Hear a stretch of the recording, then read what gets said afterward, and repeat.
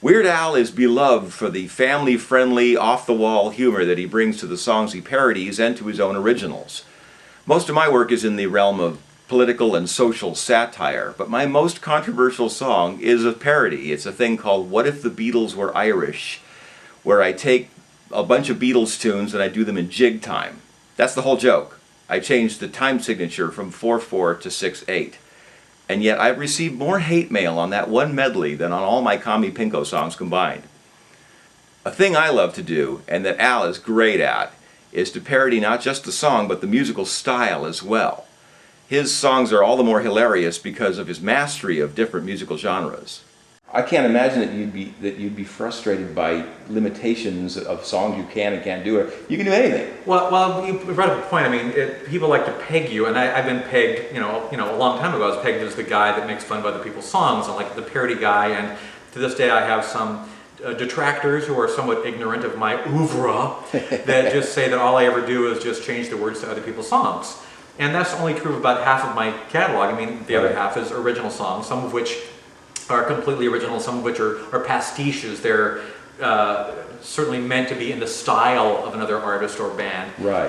But are in fact original compositions, right? And aside from the music thing, like Craigslist. Craigslist is an example of that, right? Okay. And people think, "Oh, that's a parody of When the Music's Over." Like, no, it's like that and 20th Century Fox and Soul Kitchen and Light My Fire and Riders on the Storm and about 5 other Doors songs, and the combination of all those means that it's not any one thing, and therefore, it's definitely an homage and a tribute and a pastiche, but it's not a parody because it's an original composition. Right.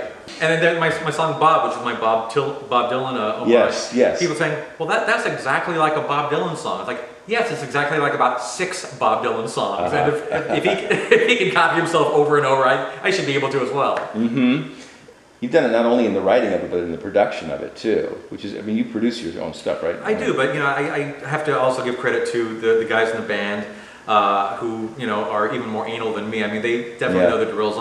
As soon as they know what we're going after, they really pick things apart, and sometimes they'll contact the original artists or producer or engineer and say, like, what kind of guitar amp was used on this, and what kind of speaker. They'll really kind of do their research and figure out every minute little detail to try to get it exactly right. So it helps when you have like obsessive compulsives on your team. So, like, do you get polka aficionados who get upset that you're putting pop tunes to polka, or any of that kind of like? Very little. I mean, out of the hundreds of thousands of people that have heard the polkas,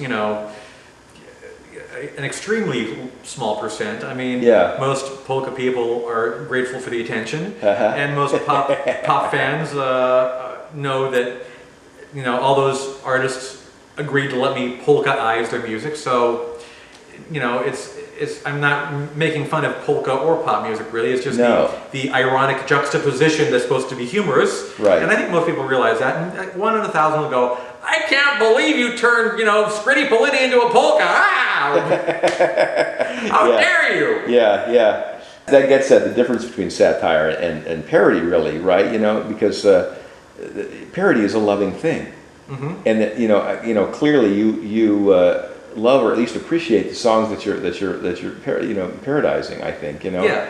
And there's a certain amount of respect there. I mean, I tend to. Ideally, I always say this. Ideally, it doesn't really matter my personal feelings toward the song, but I tend not to parody songs that I actually dislike, because I know that I'm going to have to be recording them and living with them and playing them live for ostensibly years and years and years. And why would I do that to myself? Yeah. That's right. That's right. It becomes a family member or something. It's like, oh, are you here again? Oh, kill me now. Yeah.